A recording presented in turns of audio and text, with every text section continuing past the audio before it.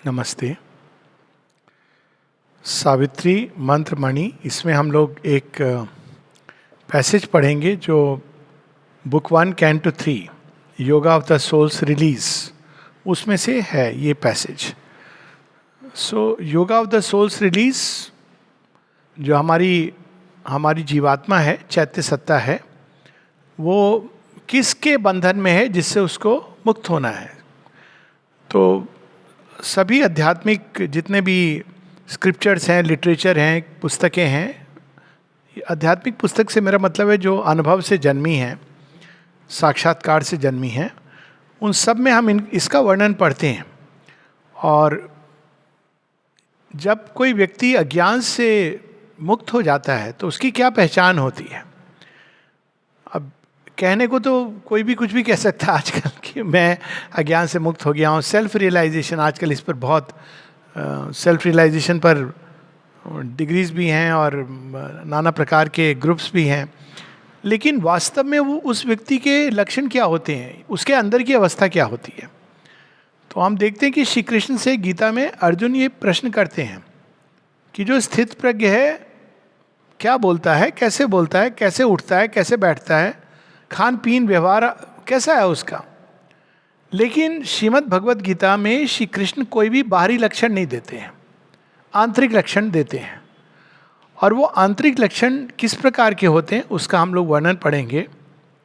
पर एक बैकग्राउंड के तौर पर हम संसार को जैसे देखते हैं, स्वयं को जैसे देखते हैं और भगवान को जैसे देखते हैं, ये दृष्टि बदल जाती है।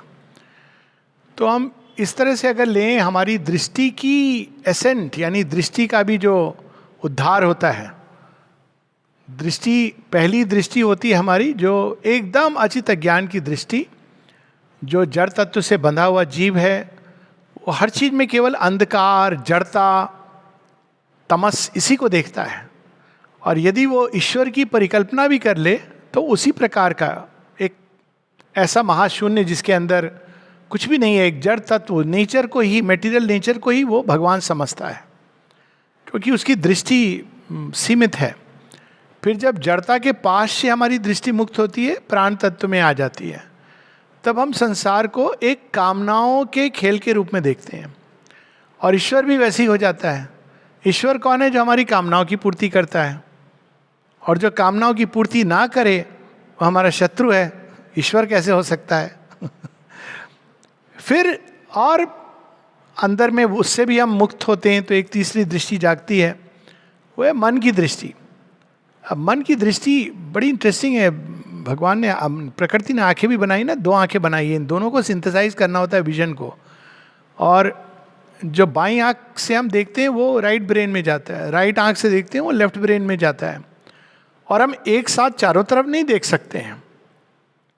तो मन की दृष्टि क्या करती है? वो हर चीज को 2 भागों में बांटती है, अच्छा बुरा, प्रकाश अंधकार, सॉरो एंड हैप्पीनेस, सुख दुख, हानि लाभ, इस तरह की उसकी दृष्टि होती है।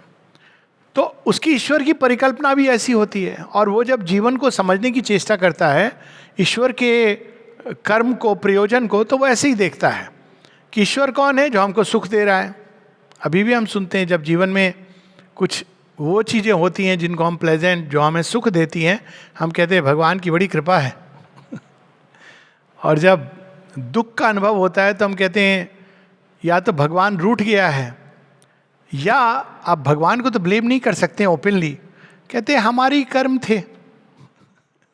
अब जिसने कर्म का ऐसा विधान बनाया हो जहाँ दुख मिलने वाला हो एक जज के रूप में, ये तो हमारी एक कल्पना है भगवान की।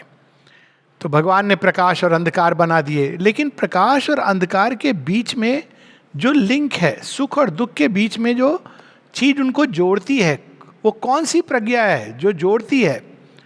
जो स्वर्ग और नरक को, अच्छे और बुरे की जो हमारी हम जैसे समझते हैं, उसमें एक कनेक्टिंग लिंक है जो हम खो चुके हैं। तो इसीलिए मन की दृष्टि सदैव डुअलिटी की दृष्टि है। वो चीज़ों को इस तरह से लेफ्ट कॉलम राइट कॉलम, अभी भी आप देखेंगे कि लोग किस तरह से लेफ्टिस्ट हो कि राइटिस्ट हो, सेंट्रिस्ट मत बोल दीजिएगा, वो भी उसका भी उन्होंने डिफाइन कर दिया है। तो कोई पूछे अगर कि भाई तुम लेफ्ट में हो कि राइट में हो, मैं कहूँगा मैं डेप्थ में हूँ, ना लेफ्ट में हूँ ना राइट में हूँ, इंटरनलिस्ट हूँ। तो अब वो कैसी अवस्था होती है उसकी, जो सेल्फ रियलाइज्ड है। ये चौथी दृष्टि है, और वो दृष्टि जिसको कहते हैं थर्ड आई, जो बिल्कुल भूमध्य, वो एक ही आंख है, लेकिन वो एक आंख आपको सब दिखाती है और चीज़ों के डेप्थ में जाके ईश्वर का कर्म दिखाती है। और जिसकी प्रज्ञा खुल गई है, प्रज्ञा चक्षु खुल गए हैं, वो संसार को कैसे देखते हैं। अब यहां पर उसका वर्णन है, he near the still consciousness sustaining all. और देखिए बड़ी सुंदर हमारे यहाँ तो कहानी है, शिव जी, अब कहानी को तो सब बहुत एंजॉय करके सुनते हैं, उन्होंने काम को नष्ट किया, पर वास्तव में वो दृष्टि पाने के लिए ये डिज़ायर्ड सेल्फ को ख़त्म करना होता है, तभी ये अंदर की सेल्फ की जो रियल विजन है वो निकलती है।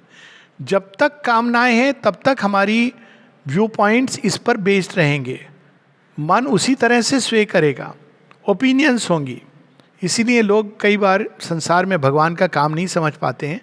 किसी ने श्री अरविंद से लिखा, कहा कि दिव्य जीवन का जब सेकेंड वर्ल्ड वॉर समाप्त होता है, 1947 का पत्र है, तो बड़े प्रसन्न होके साधक लिखता है, युद्ध समाप्त हो गया, तो अब आपकी दिव्य जीवन की जो स्वप्न है वो सिद्ध होगा। तो श्री अरविंद लिखते हैं कि दिव्य जीवन का स्वप्न युद्ध के समाप्त होने पर निर्भर नहीं करता है, कई बार वो युद्ध के द्वार से गुजर करके आता है। हम समझते हैं युद्ध समाप्त हो गया, शांति हो गई, अब नया जीवन आ गया, युद्ध के द्वार से, लेबर पेन्स, कुरुक्षेत्र। तो यहां वर्णन है, he neared the still consciousness sustaining all.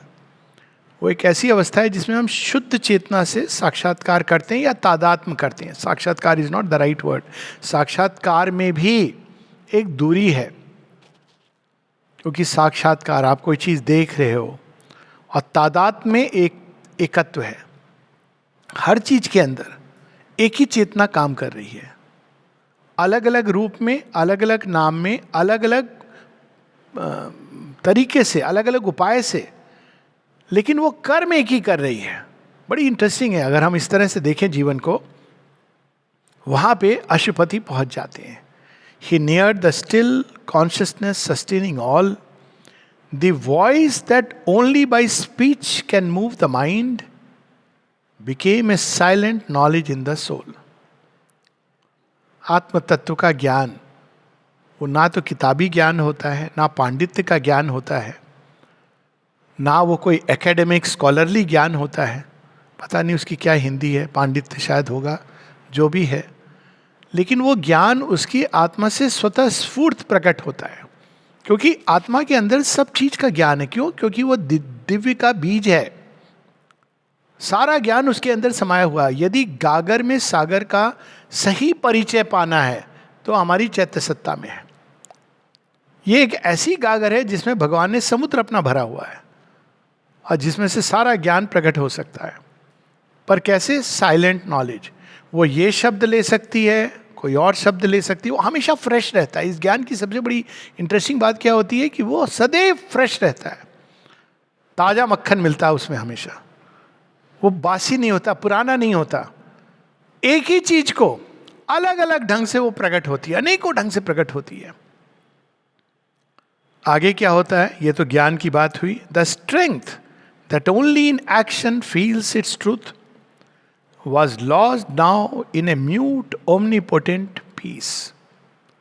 हर चीज जो भाग दौड़ कर रही है, एक जगह श्री अरविंद का एफोरिज्म है, do not mistake rashness for करेज।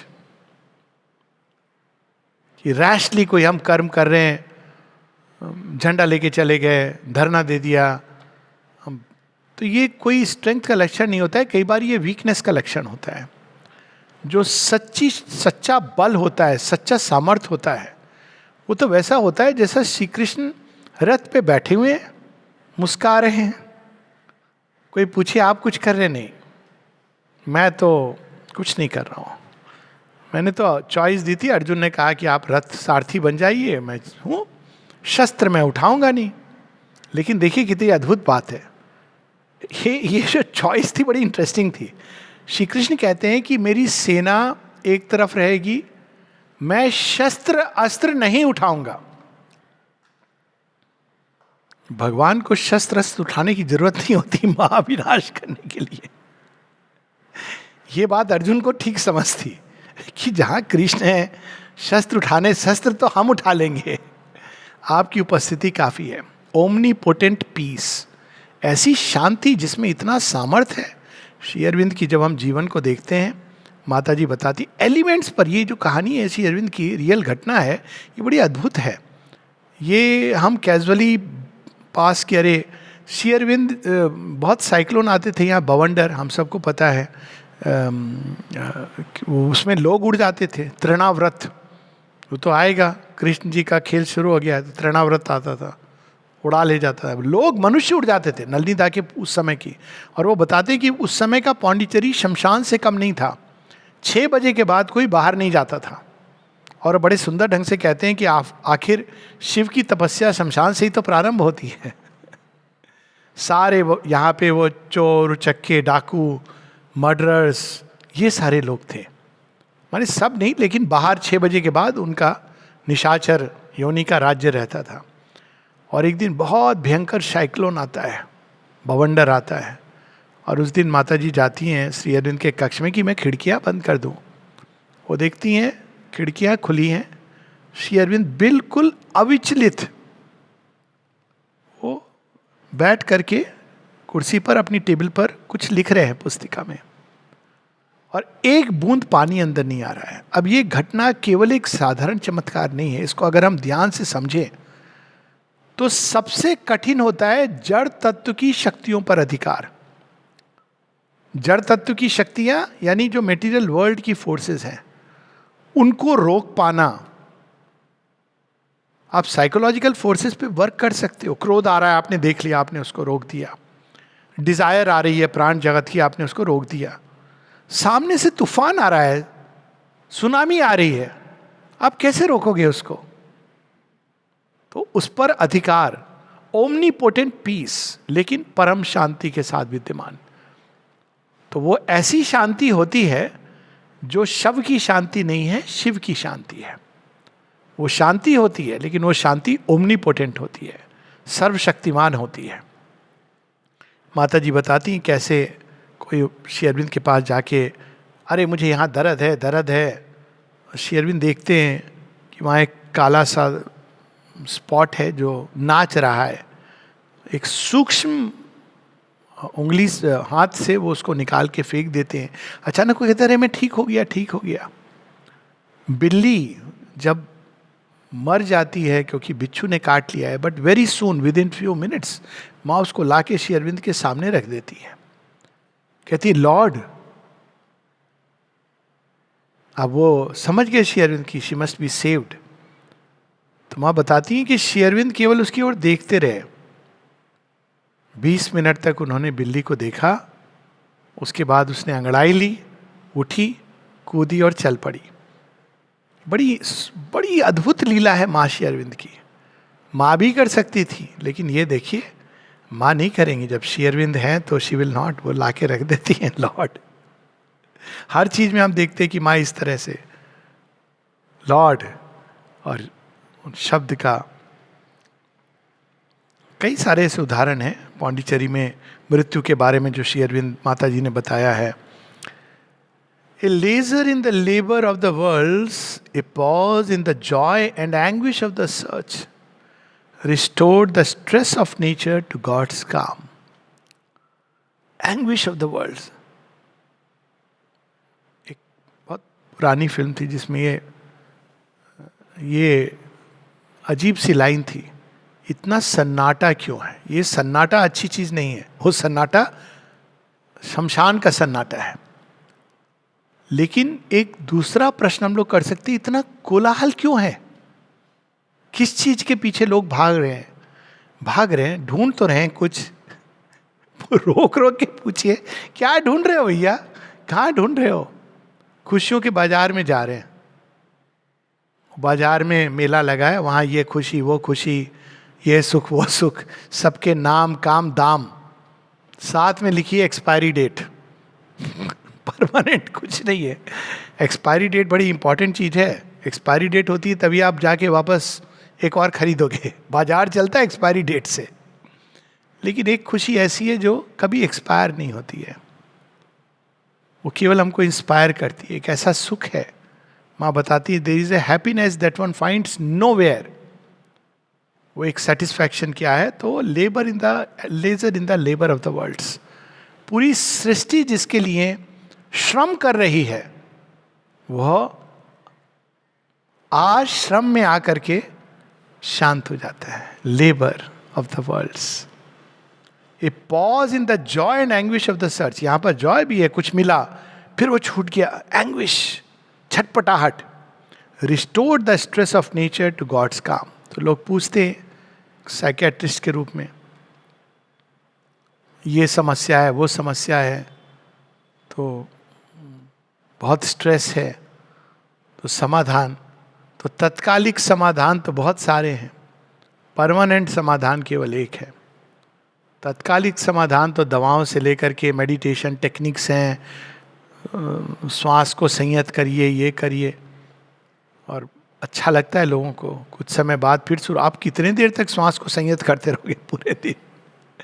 और जीवन केवल श्वास पर नहीं है, बहुत सारी चीजें हैं। तो परमानेंट सॉल्यूशन तो restoring the stress of nature to God's calm. प्रकृति अपने आप शांत हो जाती है। क्यों? जिसको ढूंढ रही थी मिल गए। बड़ी सुंदर लाइन है शेरविन की पोयम कृष्ण में, all nature is a wide enamoured pause, hoping her lord to touch, to clasp, to be, और this one moment lived the ages past, the world now throbs fulfilled in me at last. ढूंढ, जैसे ऐसा कुछ है कि जैसे मान लीजिए कोई ढूंढ रहा है, किस चीज को ढूंढ रहा है, कहाँ ढूंढ रहा है, क्यों ढूंढ रहा है, कुछ ढूंढ रहा है, अचानक उसके सामने वह मिल जाए जिसमें उसको अपनी पूरी सर्च की परिसमाप्ति। अरे यही तो है, उसको पता नहीं है कि वो क्या ढूंढ रहा है, अचानक यही तो है जिन्हें मैं ढूंढ रहा था। पॉज, रुक गया, थम गया। होता है ना ऐसा, कई बार वो एक इटर्नल का आभास होता है। तो शेरविन के कक्ष में लोगों को होता है, अब बैठे हैं तो वो कैसे गुजर जाता है समय पता नहीं चलता है। अचानक आवाज़ आती है, उठो उठो, तो आप इटर्नल से टाइम जोन में आते हो। ये कभी कभी होता है, ये एक आभास जो ईश्वरीय चेतना के स्पर्श से मिलता है। ए vast unanimity ended life debate. Life का क्या डिबेट है? इससे सुख मिलेगा या उससे सुख मिलेगा, ये अच्छा है या वो अच्छा है। और जैसा किसी ने कहा, महान कवि थे, जीवन की आपाधापी में कब वक्त मिला यह सोच सकूं, जो किया कहा सोचा जाना, वो बुरा किया या भला किया। इसी आपाधापी में जीवन चला जाता है। इसी डिबेट में, एक मन के अंदर डिबेट से भला किसको कोई कंक्लूसिव चीज मिली है? इसके लिए तो आदमी टेलीविजन देख ले जान जाएगा। लेकिन वो डिबेट का मतलब है यहाँ विरोधात्मक दिखने वाली चीजें, लेकिन उन दोनों के पीछे एक सत्य छिपा होता है। कैपिटलिज्म का अपना सत्य है, कम्युनिज्म का अपना सत्य है, डेमोक्रेसी का अपना सत्य है, और किंगशिप का अपना सत्य है। तो इनके जब हर चीज के पीछे जो छिपा हुआ सत्य है वो प्रकट हो जाता है, तो डिबेट एंड हो जाता है।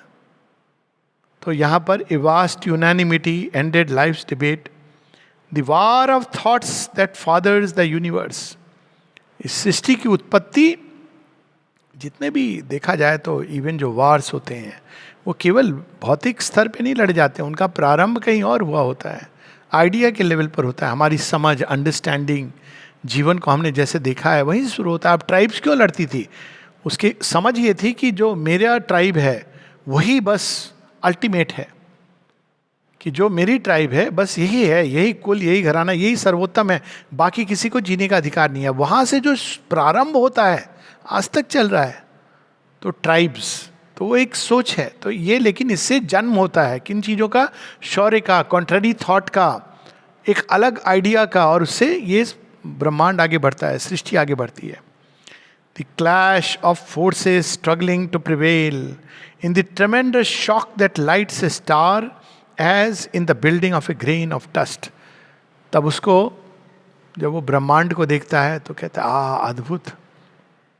धूल के कण को देखता है तो अद्भुत, पुष्प की सुगंध को देखता है तो अद्भुत, और उसके ही अंदर छिपे एक कीड़े को देखता है जो हल्का हल्का रेंग रहा है और उसकी नाल से नीचे जा रहा है। अद्भुत, हर चीज के अंदर उसको। The hand that sent Jupiter spinning through heaven spends all its cunning to fashion a curl. हर चीज में उसको वह दर्शन होने लगता है। The grooves that turn their dumb ellipse in space ploughed by the seeking of the world's desire. अब देखिए शेरविंद कितने परफेक्शनिस्ट हैं। अब ये जितने प्लैनेट है ना, कई बार हम लोग जब उनका रिप्रेजेंटेशन भी करते हैं गलत करते हैं, सर्किल में घूमते दिखाते हैं, एलिप्टिकल होते हैं उनके ऑर्बिट्स। उसका कारण है नेचर ने कोई भी चीज़ ऐसे नहीं बनाई है। वो लगता है पास आ रहे हैं फिर वो दूर जा रहे हैं। बड़ी इंटरेस्टिंग चीज़ है कि नेचर ने एक एक चीज़ कितना उसके पीछे वो गया है। The law of attraction, repulsion, the changing variations, अद्भुत है। तो the grooves that turn their dumb ellipse in space, दिख नहीं रहे हैं लेकिन वह मार्ग जिसके द्वारा तारे नक्षत्र सारे घूम रहे हैं, ploughed by the seeking of the world's desire. सृष्टि में जो सृष्टि के पीछे सृष्टि होनी चाहिए, क्यों होनी चाहिए? तो उससे इन सब का संबंध है। They are setting the orbits.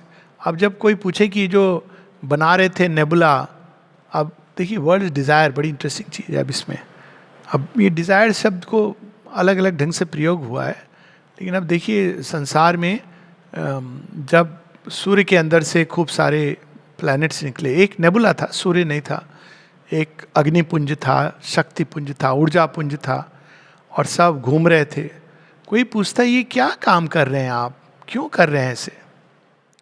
तो भगवान कहते कि नहीं, मैं इसके एक मट्टी में से एक ऐसी चीज़ बनाऊंगा जो मेरा ही प्रतिरूप होगी। तो देखने वाला क्या कहता, सर ये आप कल्पना नहीं करिए, रियलिटी में रहिए, अभी तो मट्टी ही नहीं है कहीं, ऊर्जा ही ऊर्जा है। तो क्या कहते, वेट एंड वॉच। और ये जो सारा घूमता है, सही स्थान पर पृथ्वी आती है और सूर्य की परिक्रमा करती है चारों तरफ, और उस परिक्रमा के कारण उसके अंदर सीजन्स परिवर्तन होते हैं। सीजन्स परिवर्तन होते हैं तो नाना प्रकार की वैरायटी के उसके अंदर फ्लोरा और फौना उत्पन्न होते हैं। तो ये सब कुछ कितने दूर की दृष्टि से, the long regurgitations of time's flood, क्या पंक्ति है। टाइम का हम लोग समझते हैं कि फॉरवर्ड मूवमेंट, एक लीनियर मूवमेंट होता है। रीगर्जिटेशन, रीगर्जिटेशन ये मूवमेंट है। जब आप वॉमिट करते हो ना, तो वॉमिट इज, डॉक्टर लोग वही चीज़, रीगर्जिटेशन यानी जो चीज़ आपके पेट में जानी चाहिए थी बाहर आ गई। टाइम्स फ्लड्स, वे चीज़ें जो काल के गर्त में चली गई थी अचानक निकल के बाहर आती हैं, दैट इज रीगर्जिटेशन। तो काल ने जिनको एब्जॉर्व कर लिया था, समाप्त कर लिया था, ऐसा लग रहा था कि वो नहीं है, वो फिर से बाहर आती हैं। कहां से आती हैं, क्यों आती हैं? The torment edging the dire force of lust, ये सेंटेंस अभी चल रहा है, वो लास्ट में आएगा पंच लाइन। अभी वो सब बता रहे हैं कि ये सारी चीजें जो हमको भ्रमित करती हैं, the torment edging the dire force of lust, dire force of lust, जिसके कारण काम केवल एक फिजिकल अट्रैक्शन नहीं है। काम, लस्ट जो शब्द है, ये बड़ा इंटरेस्टिंग शब्द है। ये केवल एक फिजिकल अट्रैक्शन, सेक्सुअल अट्रैक्शन नहीं है, ये किसी चीज को ऐसे पकड़ करके उसको अपना बनाने की जो चाह है, दैट इज लस्ट। तो वो जो लस्ट है जो टॉर्मेंट करता है, जिसके कारण कोई चीज आपको मिल के भी नहीं मिलती है, हर समय हाथ से फिसली हुई दिखती है,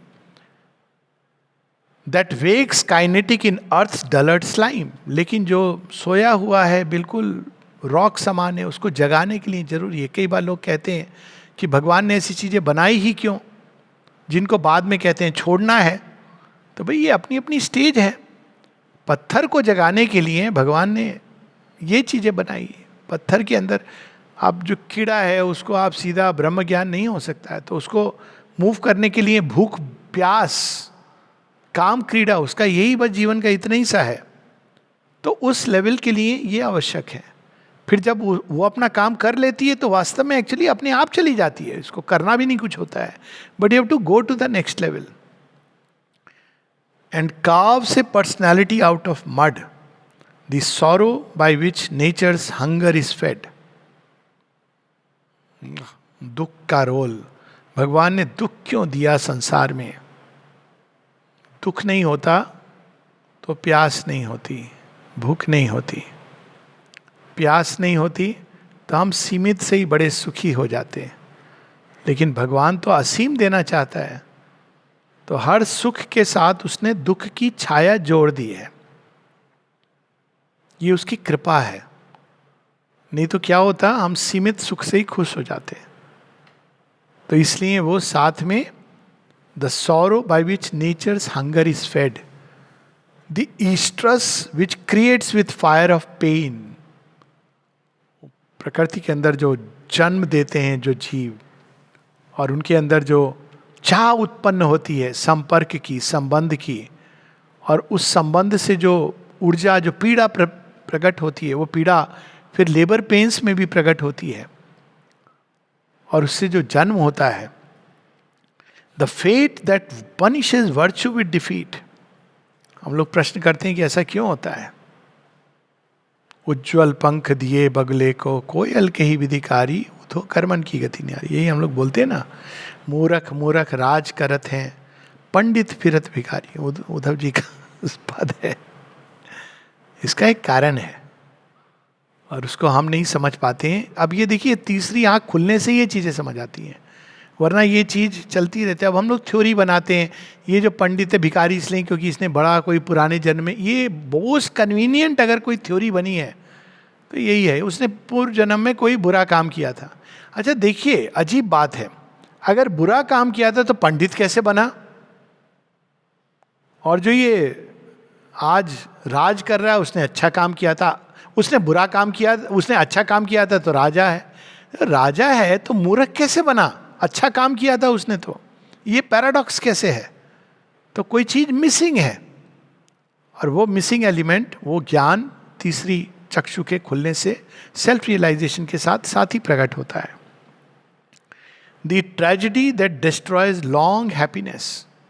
जीवन बहुत अच्छा चल रहा था, एक कहाँ से स्पॉइल स्पोर्ट एक होता है ना, आपने देखा होगा, जैसे ताश के पत्ते में तो जोकर होता है, और वो जोकर आ जाए तो खेल बदल देता है. वो आप अच्छा खासा खेल जीत रहे थे, आपको पता नहीं था अगले बंदे के पास जोकर है, और वो जोकर आकर के पूरे पत्तों को चेंज कर देता है. आप उसको कहीं भी लगा सकते हो. तो ऐसे ही संसार में एक जोकर है. आपने देखा हो ना, सर्कस में भी जोकर यही करता है, अजीब सी लीलाएं करता है. आपको हंसी आएगी, लगे ये तो फेल्योर है, अचानक वो कुछ ऐसा करेगा जो बाकी सब, जोकर फिट्स एवरीवेयर. तो ऐसा एक जोकर है जो सृष्टि में घूमता है, जो अचानक आप जीत रहे थे ताश शतरंज की बाजी, बड़ा मजा आ रहा था, अचानक वो जाते जाते वो उठा के फेंक देगा. अब जो हार रहा था वो तो बड़ा खुश होता है, लेकिन जो जीत रहा है वो कहता है कि ये तो गड़बड़ हो गया. क्रिकेट मैच, जो टीम पक्का जीतने वाली थी, बारिश आ गई, डकवर्थ लुई सिस्टम आ गया, जो अब हारने वाली टीम थी वो उस एंगल से जीत गई. तो ये कौन है ये जोकर सृष्टि के अंदर? Which the tragedy that destroys long happiness, the weeping of love, the quarrel of the gods. प्रेम को क्यों संघर्ष करना पड़ता है? जो संघर्ष ना करे वो प्रेम कैसा? इसका उत्तर तो ये हो सकता है जो हल्के, तभी तो टेस्ट ऑफ फायर. इसीलिए सीताराम का प्रेम अमर है. People can not understand this. वो बार बार उस एंगल पे चले जाते हैं, राम जी ने ये परित्याग किया, वो क्या, जस्टिफिकेशन. पर अब देखिए इस कहानी की अद्भुत बात क्या है. कितनी बार माता सीता का विछोह होता है कितने प्रकार के कष्ट दोनों को झेलना पड़ता है। लेकिन अगर देखा जाए, इस सब के बावजूद सीताराम का प्रेम अमर है। अद्भुत प्रेम है वो। राधा और कृष्ण प्रेम अमर है उनका।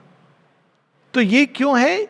ये प्रेम जो टेस्ट ऑफ प्रेम वास्तव में वही है जिसको अगर आप कितना भी सेपरेट कर दो, स्पेस में, टाइम में, कोई कंडीशन ले आओ, पर जो सच्चा प्रेम है वो टिका रहेगा। और दूसरे प्रकार का प्रेम है वो तो है, साथ है पर क्या है, क्या कहते हैं, पास हैं पर साथ नहीं है, वो एक अलग चीज है। तो the love, the weeping of love, the quarrel of the gods, gods भी झगड़ा करते हैं, कैपिटल जी से है। प्रेम का देवता और ज्ञान की देवी में अक्सर समस्या होती है, not in the highest over mind layers, पर थोड़ा नीचे आके।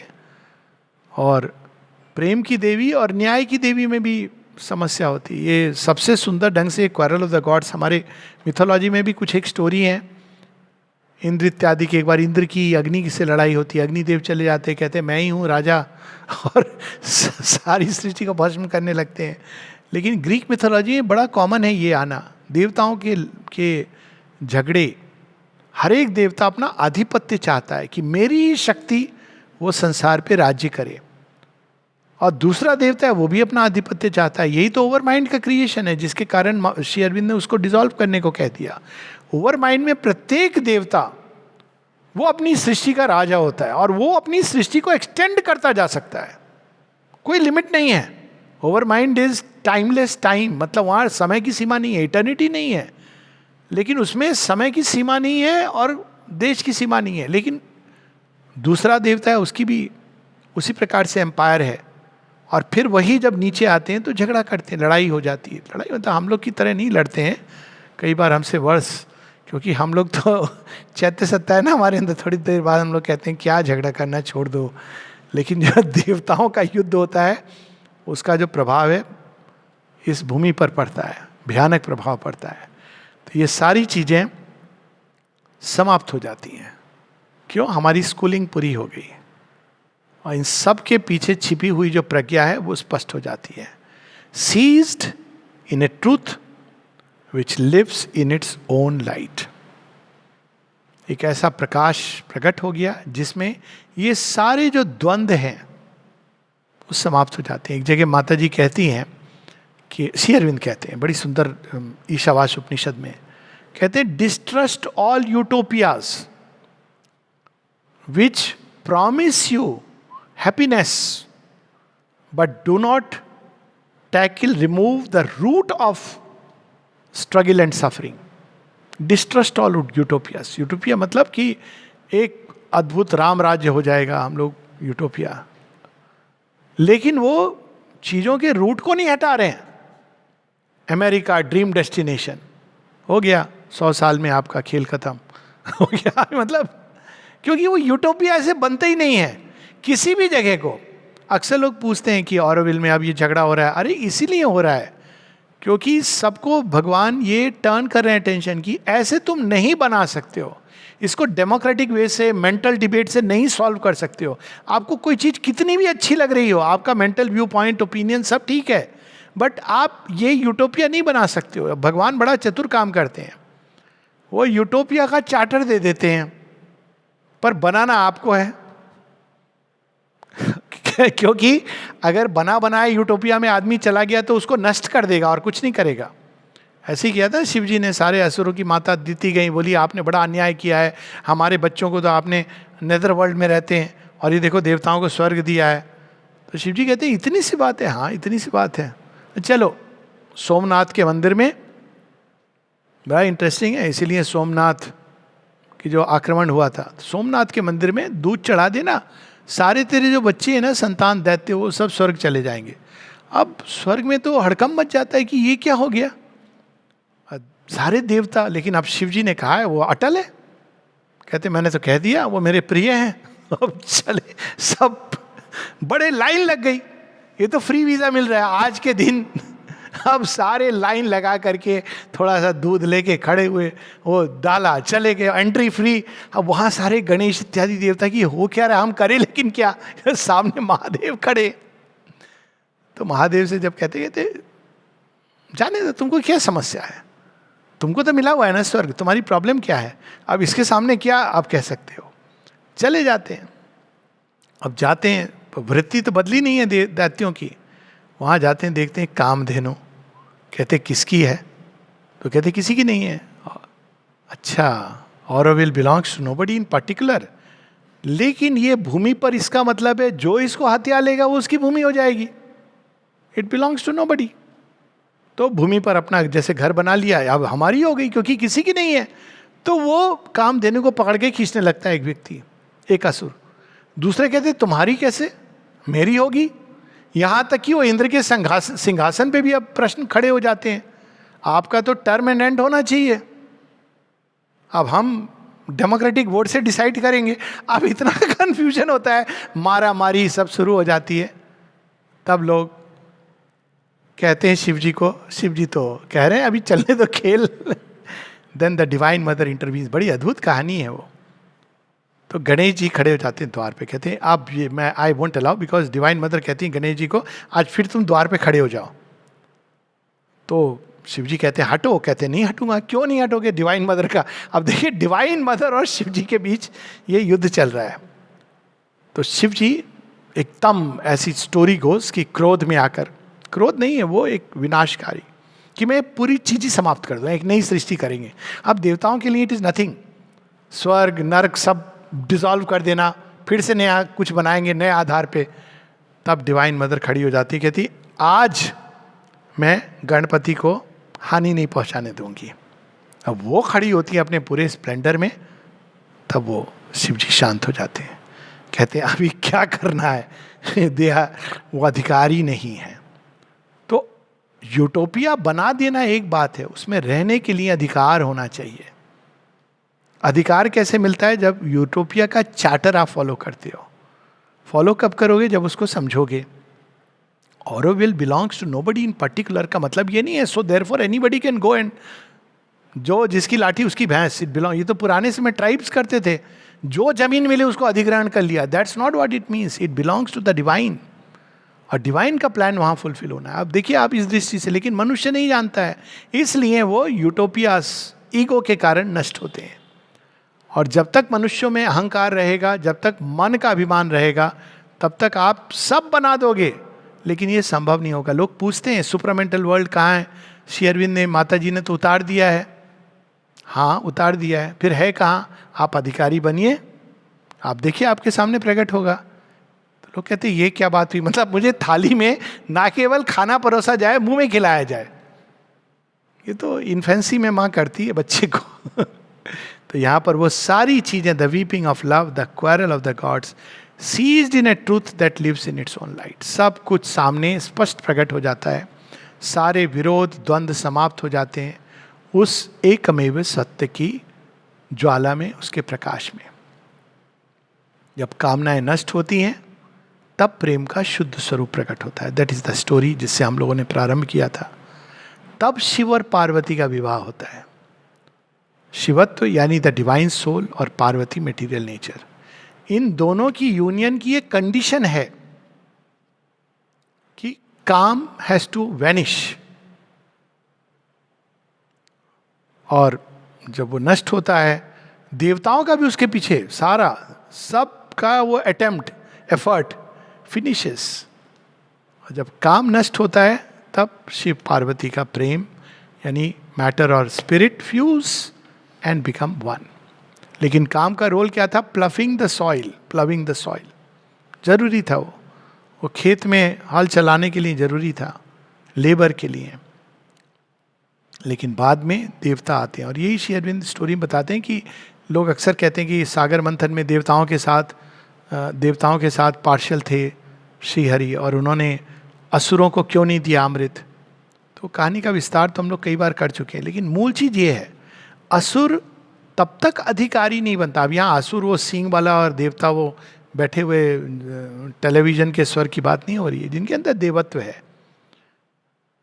असुर तब तक अधिकारी नहीं होता, हालांकि लेबर करता है, वो बहुत लेबर करता है, वही जमीन को प्लफ करता है, लेकिन तब तक अधिकारी नहीं होता जब तक कि वो अपने अहंकार का त्याग कर भगवान को समर्पण नहीं कर देता, तब तक वो अधिकारी नहीं होता है. This is the law of evolution.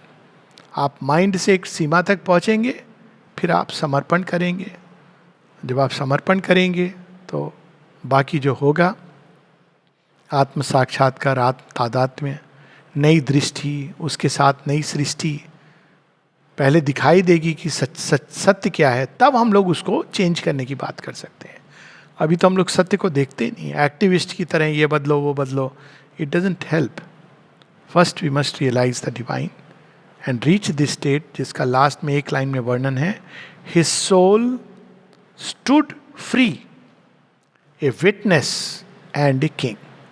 अब ये साक्षी वो वाला साक्षी नहीं है जो हम लोग पढ़ते हैं, ये विपश्यना मेडिटेशन वाला साक्षी नहीं है. विपश्यना मेडिटेशन वाला साक्षी आप अपनी प्रकृति को देख रहे हो, मन का एक भाग अलग हो गया है और देख रहे हो. अज्ञान की दृष्टि, आप समझ नहीं रही हो, केवल एक देख रहे हो कि मशीन घूम रही है और उससे आप अलग हो गए. ये वह साक्षी है जिसके प्रकाश में सब कुछ जाना जाता है.